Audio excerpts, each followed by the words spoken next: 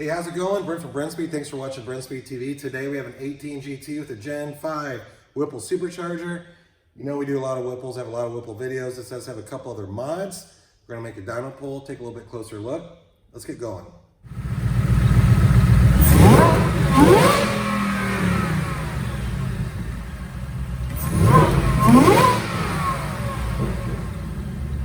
All right, so here's what we have.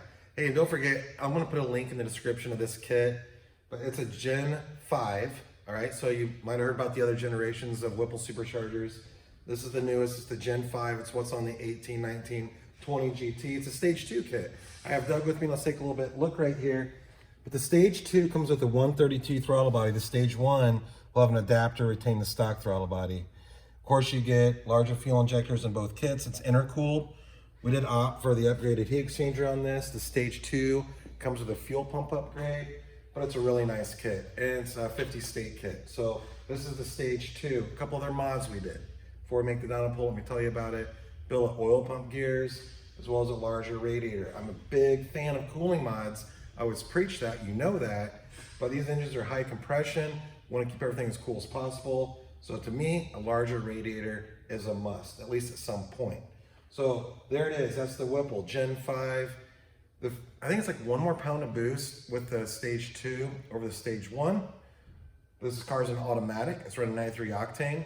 So let's make a pull and see what it makes.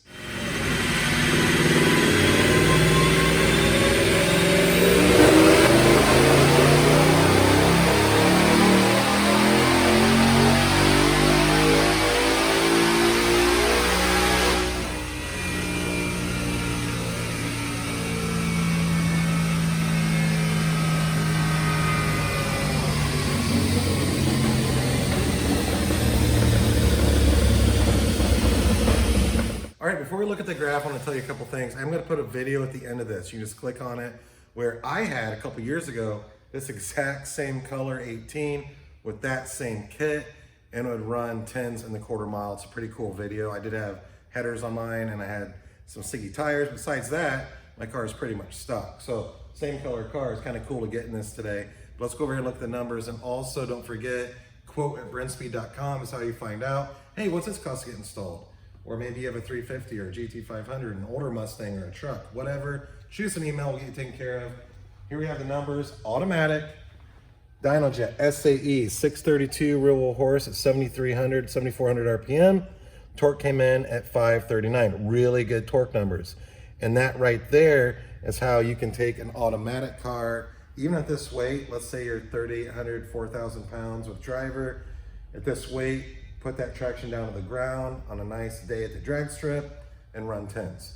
So if you have questions, leave a comment. I'm always happy to answer. And don't forget, subscribe, notify. Always email quote at BrentSpeed.com for that quote. Shop BrentSpeed.com. Thanks for watching.